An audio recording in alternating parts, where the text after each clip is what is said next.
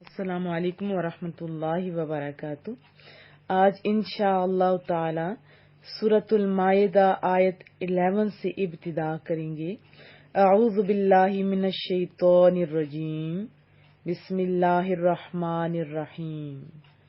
یا ایھا الذین آمنوا، اے ایمان والو، اذکروا، یاد کرو، نعمت اللہ تعالی کی نعمت کو۔ نون عین میم اس کا روٹ ورڈ ہے، اچھی حالت کو کہتے ہیں، اور نعمہ کا معنی آرام اور آسائش بھی ہوتا ہے۔ علیکم، علی اوپر، کم جو تمہارے اوپر ہے، اذ جب، ہم ہا میم میم اس کا روٹ ورڈ ہے، معنی ہوتا ہے پگھلا دینے والے غم، اور یہاں جو معنی ہے ہم کے وہ ہیں ارادہ کے، یعنی ایسا ارادہ جو ابھی دل میں ہو۔ قوم ایک جماعت نے، قاف واو میم اس کا روٹ ورڈ ہے اور اصل میں معاذ مردوں کی جماعت پر بولا جاتا ہے جس میں عورتیں شامل نہیں ہوتی۔ این یبسطو، یہ کہ بڑھائیں، یبسطو بسطن اس کا مصدر ہے، معنی ہوتا ہے پھیلانا، بڑھانا، اور وسعت کے معنی میں بھی آتا ہے، توسیع کے معنی میں، اور کبھی بمقابلہ قبض کے بھی آتے ہیں، جیسے قرآن کریم میں سورۃ البقرہ میں ہم نے پڑھا تھا واللہ یقبض ویبسط، اللہ تعالیٰ ہی روزی کو تنگ کرتا ہے اور وہی اس سے کشادہ کرتا ہے، وسیع کرتا ہے۔ الیکم، تمہاری طرف، ایدیہم، ہم کی ضمیر راجع ہو رہی ہے اس قوم کی طرف جو ہاتھ بڑھائیں گے تمہاری طرف، تو ان کے ہاتھ، فا پس کفا، کاف فا فا اس کا روٹ ورڈ ہے، معنی ہوتا ہے ہاتھ کی ہتھیلی، یعنی ایسے آپ جانتے ہیں نا ہتھیلی سے چیزوں کو اکٹھا کیا جاتا ہے، پھیلایا جاتا ہے ایٹسٹرا۔ اور شرٹ کی جو جہاں پہ بٹن لگے ہوتے ہیں اس کے پارٹ کو بھی کف کہتے ہیں اردو میں، اور یہاں معنی ہے کف کا روک دینا، روکنے کے معنی میں، یعنی ہاتھ کے ہتھیلی سے ہم لوگ روک بھی دیتے ہیں نا، کسی بھی چیز سے روک دینا، دور کر دینا، ہٹا دینا ایٹسٹرا، تو یہاں معنی کیا ہے کہ روک دیا، ایدیہم، ان کے ہاتھوں کو، ان کی طاقت کو، عنکم، تم سے، واتقوا اللہ، اور اللہ تعالیٰ سے ڈرو، وعلی اللہ، اور اللہ تعالیٰ ہی پر، فلیتوکل المؤمنون، مومنوں کو چاہیے کہ وہ توکل کریں۔ یا ایھا الذین آمنوا اذکروا نعمت اللہ علیکم، اے ایمان والو، اللہ کی نعمت جو تم پر ہے اسے یاد کرو، اذ ہم قوم ان یبسطوا الیکم ایدیہم فکف ایدیہم عنکم، جب ایک قوم نے پختہ ارادہ کر لیا تھا کہ تمہاری طرف اپنے ہاتھ بڑھائیں، تو اللہ نے ان کے ہاتھوں کو تم سے دور کر دیا، روک دیا۔ واتقوا اللہ، اور اللہ سے ڈرتے رہا کرو، وعلی اللہ فلیتوکل المؤمنون، اور اللہ تعالیٰ پر ہی اہل ایمان کو، ایمان والوں کو بھروسہ کرنا چاہیے۔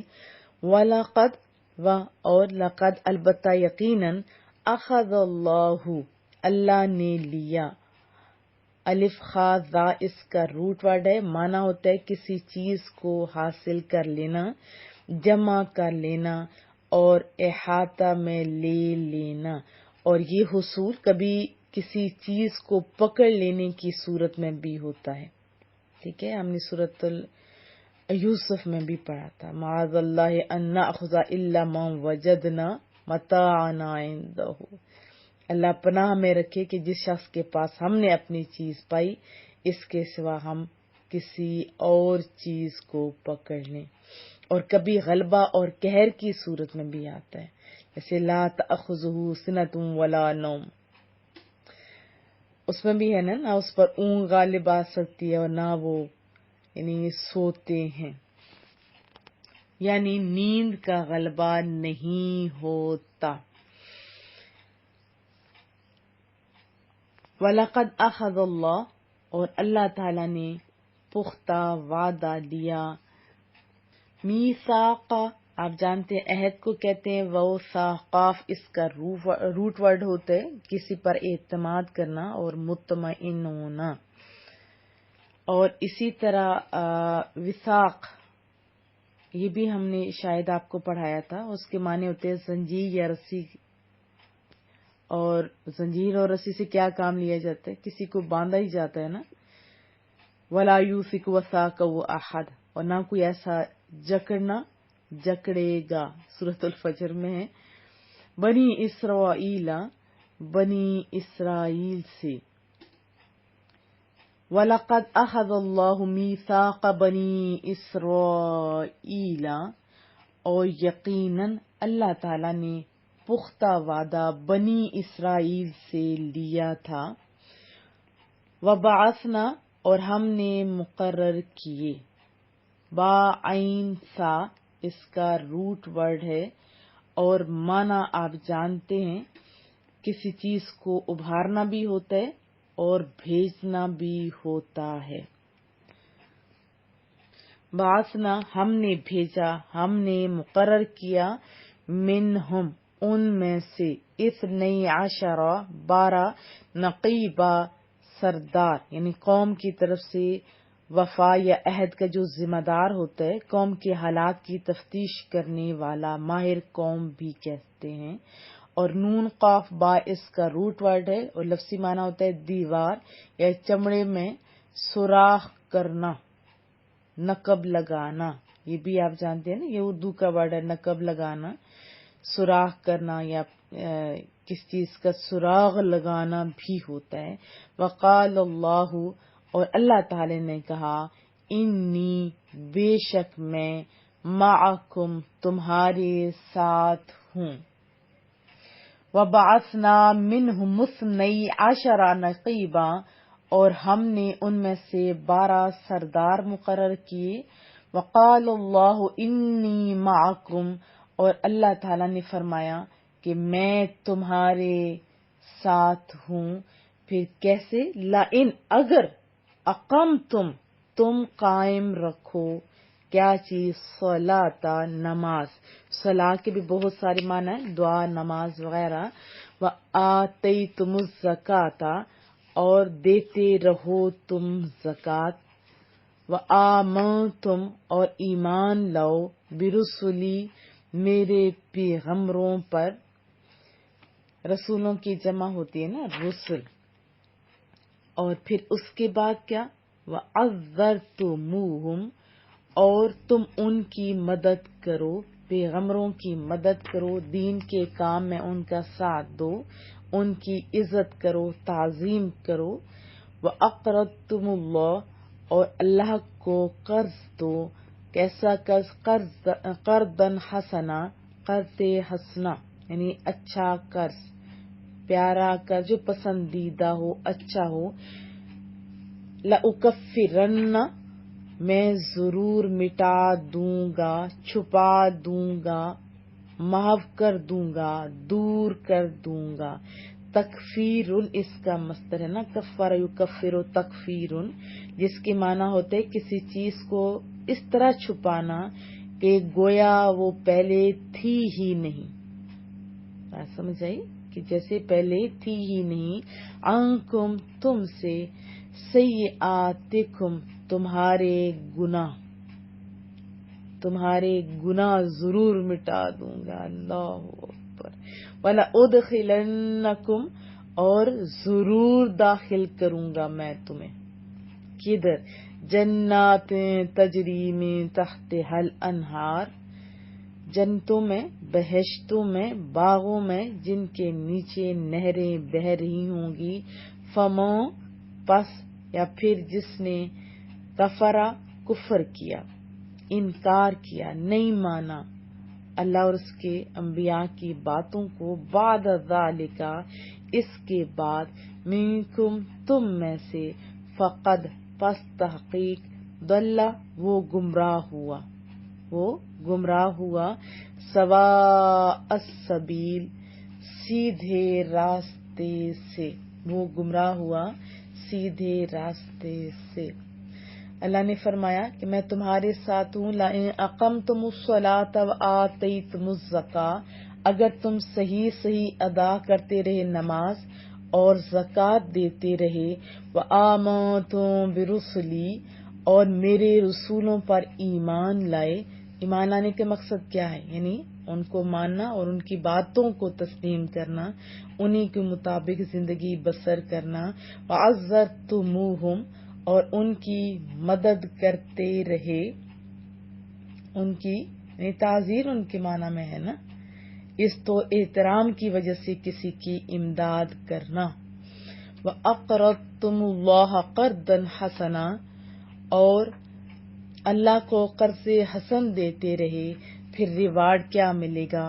لَأُكَفِّرَنَّ عَنكُمْ سَيِّئَاتِكُمْ، تو میں تم سے تمہارے گناہ ضرور دور کر دوں گا، مٹا دوں گا، ختم کر دوں گا، ایسے کہ جیسے پہلے تھے ہی نہیں۔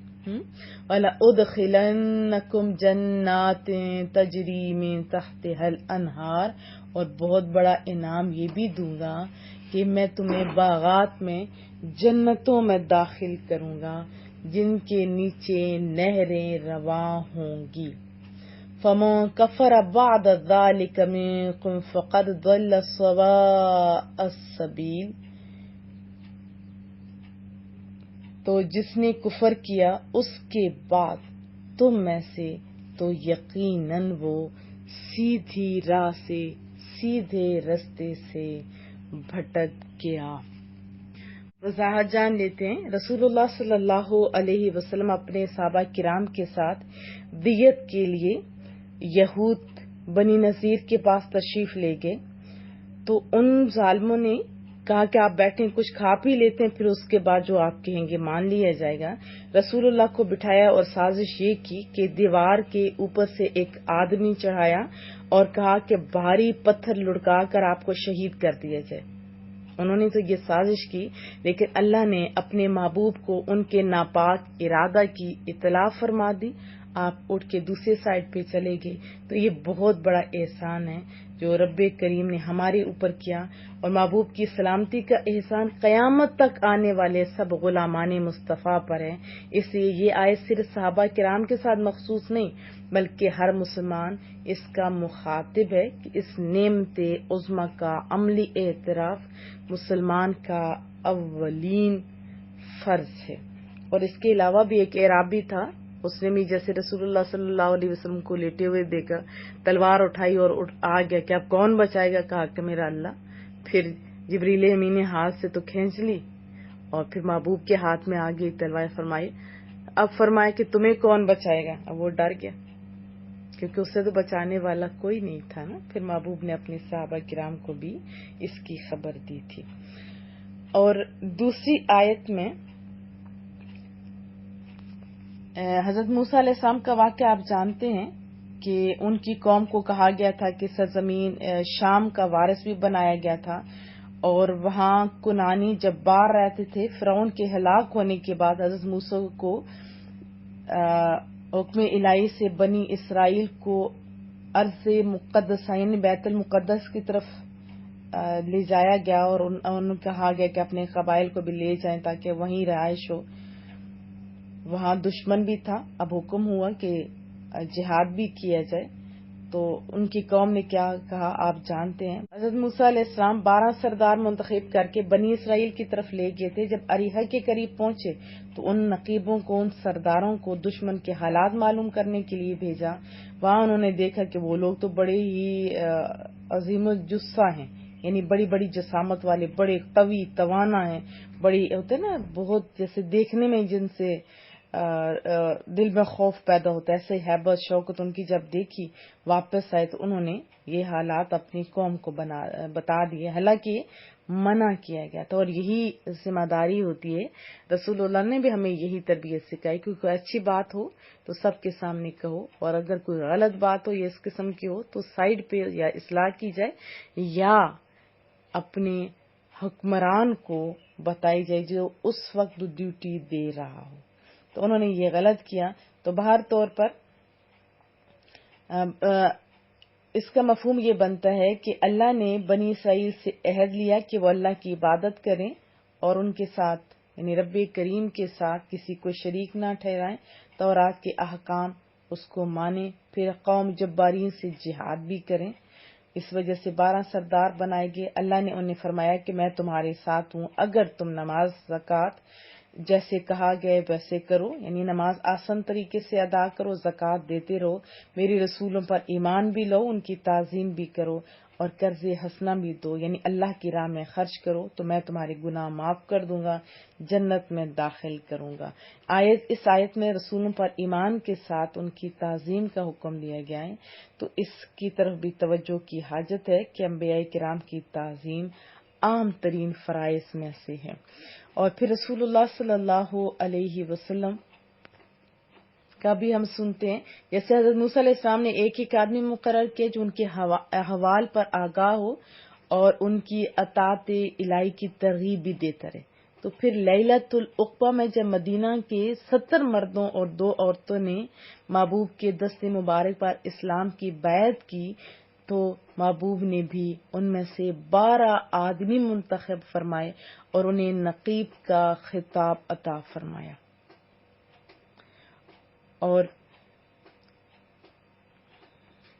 اس سے ہمیں بھی یہی سبق ملتا ہے نا کہ اس طرح ڈیوٹیاں تقسیم کر دی جائیں تو اس میں جو کام بڑے کر رہے ہوتے ہیں ان کے لیے بھی آسانی ہوتی ہے، اور جن کو ڈیوٹیاں دی جاتی ہیں ان کی بھی ذمہ داری جب ہوتی ہے وہ بھی آسان طریقے سے انجام دیتے ہیں. اور پھر اس کے بعد 3 انعامات، اللہ اکبر، 3 انعامات کا تذکرہ. سب سے پہلے کہ اللہ کا ساتھ شامل ہوگا، اللہ اکبر. تو وہ انسان کتنا خوش بخت ہے جس سے یہ سعادت نصیب ہو، اور اس کی کامیابی کتنی یقینی ہے جس بندے کے ہر کام میں امداد الہی شریک ہو، ہے نا بہت بڑی بات.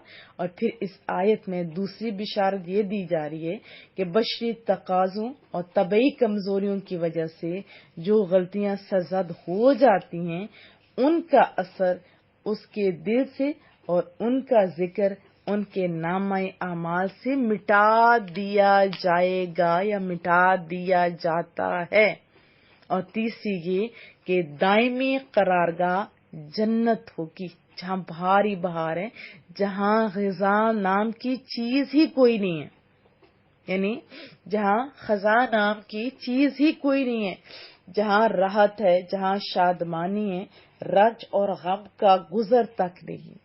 کسی مخلص کی حوصلہ افزائی کے لیے اس سے زیادہ مؤثر اور کوئی چیز ہو سکتی ہے؟